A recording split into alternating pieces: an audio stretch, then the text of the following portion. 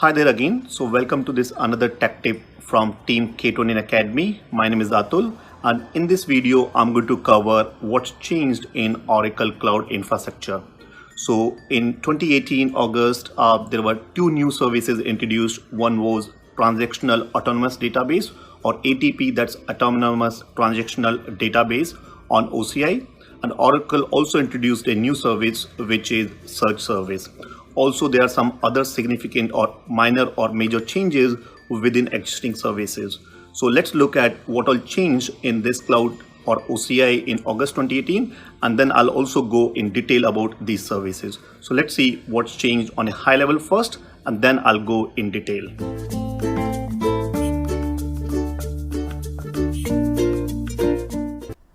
The major changes like introduction of Autonomous Transaction Database, fault domain, search, data transfer appliance, or VCN peering. So let's first have a look at what all high-level topics we are going to cover in this mini training that's covering enhancement or new features introduced in August 2018. We'll look at things like console. So there is a new menu introduced. We'll look at that. Then we'll look at new service introduced, that's autonomous transaction processing. After that, from a compute service, there's a new thing added in compute, that's fault domain. And for Windows image, there's a cloud-based-init script added. Then in storage service, for file storage service, there's two new features or new things added, that is cloud access control and how to manage unassociated mount target. Then in data transfer service, there's a new service introduced, that's data transfer appliance. Then in networking, there's a new FastConnect provider added in London region, and we'll also look at remote VCN peering, what is VCN peering means, and the remote VCN peering. And then finally, we'll wrap up with search, a new service introduced in OCI. Now, if you're fairly new to cloud, or if you're not sure what does Oracle Cloud Infrastructure means, I highly recommend you to go through my first video or the previous video, which is Cloud for Beginners, where I cover cloud service model. We look at three service models: SaaS, software as a service, platform as a service, and infrastructure as a service. So the video is available on our blog, which is k20academy.com/cloud02. So what exactly is Oracle Cloud Infrastructure? It's infrastructure as a service, or IaaS implementation in Oracle Public Cloud. There are two versions or two options within infrastructure as a service. One is OCI, that it stands for Oracle Cloud Infrastructure, and second is OCIC, that stands for Oracle Cloud Infrastructure Classic. Now, the main services or the high-level services within OCI or OCI Classic or infrastructure service is you have compute servers or storage or networking. Then on top of that, you can also deploy your databases and application. So OCI provide you end-to-end service, right from database servers or normal physical servers, virtual service, storage, networking, database, and applications. So as I said, there is a OCI and OCIC. So if you'd like to understand what is the difference between OCI and OCI Classic or OCIC, I highly recommend you to go and again attend or have a read on k20academy.com/OCI12 or OCI12. If you want to go in detail about or understand high level what is OCI or what consists of OCI or what are the main services in OCI, then I've already written a blog on covering what exactly is a region, availability domain, compartment, other services in OCI, which is on k20academy.com/OCI11.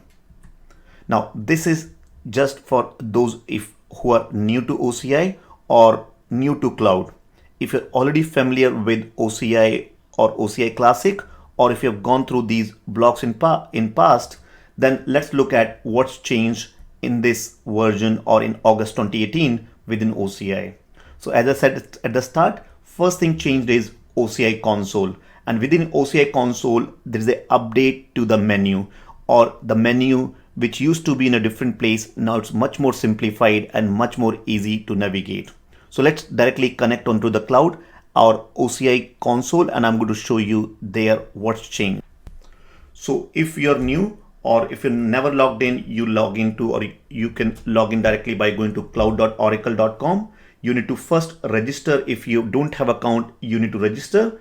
And if you don't know how to register, there's a step-by-step activity guide that you can get it from k20inacademy.com/cloud01.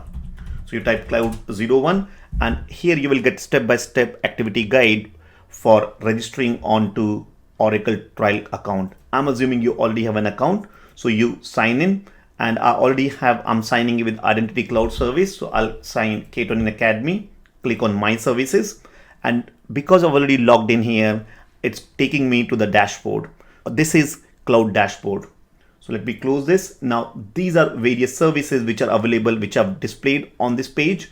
So I'm going to go into either compute because I need to go to OCI.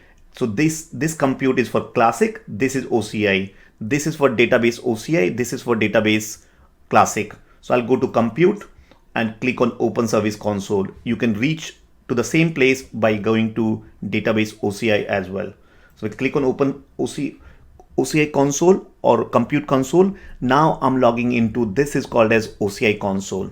So if you notice here, if you've already been in past logged into OCI, what's changed now in that earlier all the menu item used to be on right hand side top right.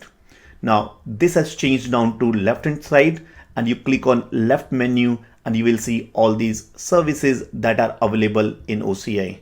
So move from right hand side onto the left hand side, and you can go back and easily hide the menu or go onto respective menu item. So this is first change in August 2018, menu item change, or the menu location has changed in console. So then next change is database service, or there are multiple services, and one of the service on OCI is database service. And this is one of the biggest change in OCI in August. And there's a new service called Autonomous Database or Autonomous Transaction Processing Database have been introduced. Now you must be hearing autonomous a lot, but earlier or in total there are two types of autonomous database. One is called as Autonomous Data Warehouse that Oracle or that Larry announced in Open World of 2017. And this service was introduced, autonomous, what you see on left hand side, data warehouse service was introduced or available in December 2017 or early January 2018. Whereas in August, what's been added is another database service, but this time for transaction processing. So you see a new service which is called as Autonomous Transaction Processing Service being added in 2018 August. Now let's go and look into the console or OCI console. How does it look like, or how we can create this autonomous transaction processing database? So I'm back onto the OCI console, click on menu and go under your database. And here you will see that these are bare metal or user managed databases, bare metal, VM, Exadata, or you can go on to autonomous. This is data warehouse. What is introduced is autonomous transaction processing. Click here, and then now you are on autonomous transaction processing database, and you can create your autonomous transaction processing 18C database here. Now, if you want to go in detail, we have a dedicated training on OCI as well as DBA to Cloud DBA. And in both of these trainings, we'll be adding as an additional module about this autonomous transaction processing. So in OCI, there'll be a high level, and in DBA to Cloud DBA, there'll be detailed about autonomous both transaction processing as well as data warehousing. So if you're interested, reach out to our team at contact@k20inacademy.com. Now moving back on to what's changed. So this is another second change, which is introduction of autonomous transaction processing database. The other service which I said was introduced in December 2017 or January 2018, that was autonomous data warehousing. So if you want to know or see how to create 18C autonomous data warehousing database, then I've again written a video or done a video which you can look at k20inacademy.com/clouddba31. So now next look at is compute service. So in compute service is nothing but it gives you the servers or CPU and memory, or a compute or a computer on which you can install the databases, or you can install or deploy applications. So you get base operating system image of your choice, and then you can deploy services. That's compute service. Now in compute service, there's a new feature called fault domain being introduced. And other thing which has been introduced is a cloud-based init script in a Windows type of image. So on compute, you can install operating system of your choice on a Oracle provided image, or you can have your custom image. So in Oracle provided image for Windows, there's a new service or new feature being added, which is called as cloud-based-init. So let's first look at fault domain, and then I'll come to this cloud-based-init script. So before I tell you about fault domain, first you need to understand the background, what exactly is a region, availability domain, and then you will understand the fault domain. So region on a high level is a geographical location in which Oracle's public cloud data centers are. So there's a location called Phoenix in US, there's a Arizona in US again, then in UK there's in London close to Heathrow, and there is in Germany there's a Frankfurt. So these are 4 geographical locations where you have Oracle cloud infrastructure as of August 2018. Now within these 4 regions, there is a concept of availability domain. So in each region there are 3 availability domain which are interconnected sites which are connected via, or these 3 sites are interconnected with good bandwidth network, kind of consider them as a local area network, which are connected through a fast fiber, a very low latency. So that is a availability domain which was already available in past. Now within availability domain, now there is a new concept which is called as fault domain, which means within a availability domain you have 3 separate servers. So consider that when you're deploying services, you deploy a database and application, you can decide now out within an availability domain which 3 servers you're going to pick. So it will help you in designing your high availability further. So earlier there was a region and availability domain. Now within availability domain, you can pick, when you're creating a server, you can decide where or what fault domain you can pick. You can leave it to default to Oracle, or you can select fault domain of your choice. Now this will help in further high availability when you're deploying compute. So just to show you on OCI, where do you create this? I'm going back onto the compute. So here I'm on compute now, and I'm creating an instance. I've selected the availability domain, and then if you scroll down under advanced options, you'll see that. So if you go under here and click on show advanced, and here you can select the fault domain. So within an availability domain, there's a fault domain 1, 2, 3. So you pick which fault domain you need to pick, or it will be again depending on what kind of application you have. Let's suppose you have one single database and one application server, then you want to make sure that you deploy both one single database and one application server both on the same fault domain. If you have 2 of each, one for database, one for application, or 2 for database and 2 for applications, then you want to ensure that one pair of application and the database you deploy on one fault domain, where second pair of application server and database you deploy on second fault domain, so that you don't, if a server goes down, then you have other side or second server within a availability domain, but in a different fault domain will pick that. So that's about fault domain, new feature being added in OCI. Now, if you want to further read or understand more about region, availability domain, or fault domain, then colleague of mine, Rohit, have written a blog on this explaining all this. So you can reach out or read on k20academy.com/OCI13. So that was about fault domain under compute service. Now let's look at what is cloud-based-init on a Windows image. Now before I tell you about this Windows image, let's go back onto the OCI console and create a compute so that I can explain you or you understand a little bit better. So I'm back onto this OCI and we are on a compute and we are creating an instance. So when you create an instance, you select what kind of a operating system you want and how do you want to create that operating system or install that operating system on the compute that you're creating. So here you have an image. These are Oracle provided image. You can use your custom image as well. So the change is specific to Oracle provided image, and within that it's Oracle Windows provided image. So we have a Windows Server or Windows Server 2012 or 2016 and so on. So let's suppose I pick 2016. Now if I've selected Windows, that's where a new script has been added for Windows Server. So now in Windows image, there's a new script called cloudbase-init. What that script does? So this script is on top of your Windows operating system. It will in turn call another script which will do your guest operating system or post Windows steps. So it will do things like, if you would create additional users on that Windows machine, it will create those user creation. Or you want to generate a password for these users, it will generate password. Or if you have any custom PowerShell script that you want to run, you can call it from there. Or you can run any other script or custom things that you want to do on top of that you involve in cloudbase-init.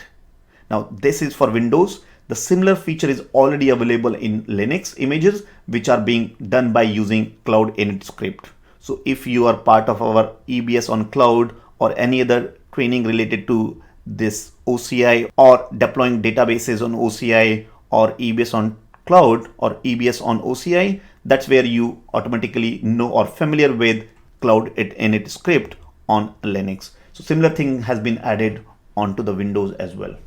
So that's from a compute point of view. Now let's look at the storage service. What's being added in storage?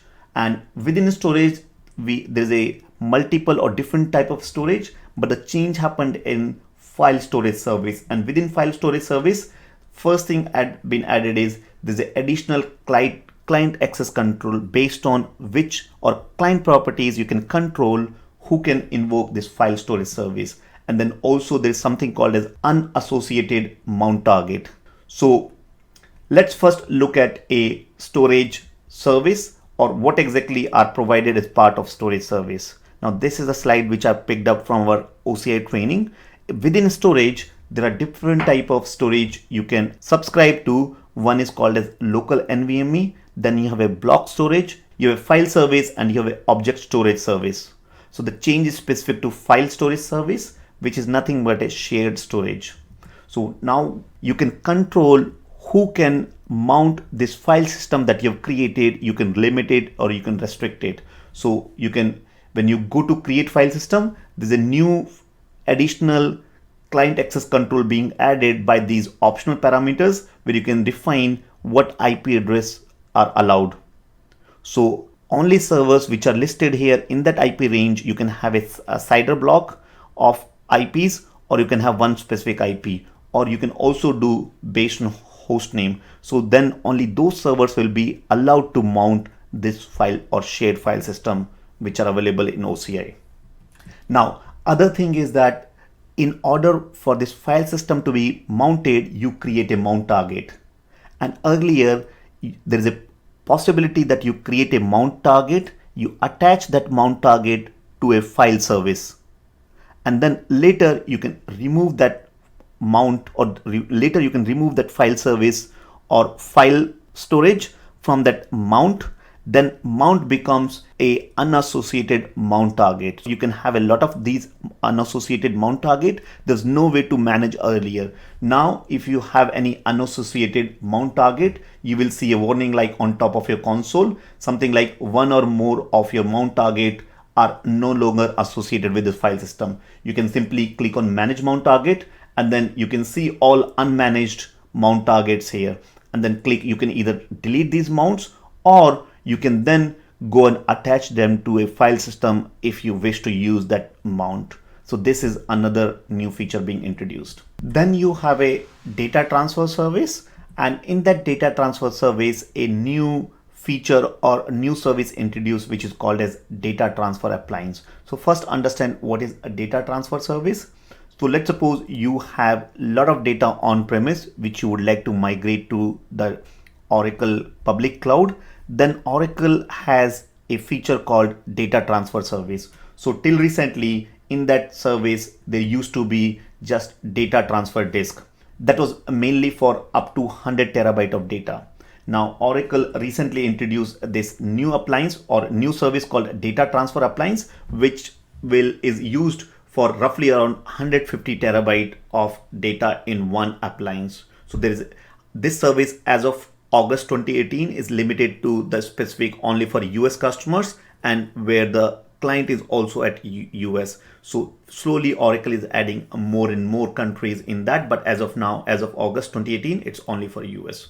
So again, this is a slide from our OCI training which I picked up. Here you need to do is you need to create a transfer job which Oracle will issue you a data transfer appliance which will ship it to you to the customer premise. Customer will upload or copy the data using a utility and then ship it back to Oracle. Data is all encrypted and create a job for that. Oracle will then transfer it onto the object storage within cloud for customer's account. So that's a data transfer service, which is data transfer appliance, which is roughly around 150 terabyte of data per appliance. Then within network service, there is a new service or new provider being added for FastConnect. So I'll explain you in a minute what exactly is FastConnect, but there are two changes in network service. One is FastConnect provider, a new provider has been added, and then there is a remote VCN peering. I'll explain what is VCN peering in a minute, and then I'll explain what is remote VCN. So from a customer data center, there are two main, or in fact, three main options to connect from customer data center to Oracle Cloud. So let's suppose one option is to connect from a customer data center over the internet, which is not very secure. So you have an internet or WAN where you do SSH and then connect or come onto this Oracle Cloud infrastructure. But there are two other methods, which is VPN IPsec VPN tunnel, and there's another dedicated pipe which is using FastConnect. So VPN, the bandwidth is less. In FastConnect, you have a gigabit pipe or maybe slightly more depending on what kind of FastConnect provider you are with. So FastConnect is for a bigger dedicated pipe between data center onto the Oracle public cloud. Now there's a new provider which is in London region. SohoNet is a new FastConnect provider being added. If you have a data center in London or UK region, then you'll be benefiting if you're using FastConnect. Now there's another one which I said is VCN or remote VCN peering. So VCN peering, first of all, on a high level, if you're new, VCN is virtual cloud network. It's a network similar to on-premise network but virtual on Oracle Cloud infrastructure. And connection of two VCNs or virtual cloud network is the VCN peering. Till recently, the VCN peering is all within a region within OCI. And in August 2018, Oracle introduced VCN peering across region, and that's called as remote VCN peering. So now you can connect one region, for example, Frankfurt with London, but there are some limitations. So here you have Oracle Cloud Infrastructure Region 1, VCN created in Region 1, and you have VCN created in Region 2. And then these two can talk to each other so that these two behave as single cloud or single virtual cloud network. So that's remote VCN peering. Within region, called as VCN peering. Across region, that's called as remote VCN peering. So first of all, as of for everyone, remote VCN peering is only between Ashburn and Phoenix in US, or between Frankfurt in Germany and London Heathrow in UK, across these for public. However, for selected customers, there's also based on you need to raise a service request and you need to request if you are having data centers in these regions. So there's one from Ashburn to Frankfurt, between Ashburn to London, Phoenix to Frankfurt, and Phoenix to London Heathrow. So these are for remote VCN peering. And then finally, there's a new service which is introduced, which is called a search service. So if you're a big customer, you will have a lot of resources in OCI and becomes very difficult to find out, or till recently it was very difficult. You need to go to individual service and search for or query all these individual resources, which could be very time consuming and difficult if you're a big customer. So now you have a REST API. So what you can do, you can run on a command line or REST API. You can do a query, we say query, and you can say resource type. And then you provide resources where you put a condition and then you can further filter it or sort it based on some conditions. Or you can do a query resource type and resource matching, and you can do the keyword. So these are the resource type, different type of resources that you can search as of August 2018. And of course, Oracle will be adding more and more of these resource type. Then in condition, you can put a condition like field name, and then you can put an operation with value. So where operation might be equal to, not equal to, greater than, and so on. So you can do the search. So just to do a quick recap on what we have covered in this, or what are the new features. From a new features point of view, we saw first was in menu update, the location of menu has been updated in OCI console. Then in database service, there's a new service which is autonomous transaction processing cloud service or database cloud service in database service. Then in compute service, there's a fault domain being introduced. And then in Windows, for Windows images, they've introduced or added cloudbase-init, so you can run some additional tasks or custom scripts you can invoke after provisioning a Windows image from Oracle Images. Then within storage service, there are additional or some additions within file storage service, where a new control access being added when you're creating a mount points. And then there's a unassociated mount targets. You can manage them now from console. Then there's a data transfer service, this data transfer appliance being introduced. Now from a networking section or network service, for FastConnect providers, there's a new FastConnect provider, which is SohoNet, introduced or being added in London region. Then there's a remote VCN peering, which is connection of two VCNs across regions. And then finally, new service introduced, that is search service. So well, this is pretty much in all the changes covered in August 2018 for Oracle Cloud Infrastructure from an administration point of view. Now, if you like this and would like to start your cloud journey or start with Oracle Cloud Infrastructure, then I would like to invite you for a 7 days free trial on learning Oracle Cloud Infrastructure Architect, which also includes certification, which is OCI Architect Associate exam 1Z0932. So if you want to try, then go to k20inacademy.com/trycloud. And if you have any questions, post it under the video where you're looking, and I'll definitely, either me or someone from my team will reply to you.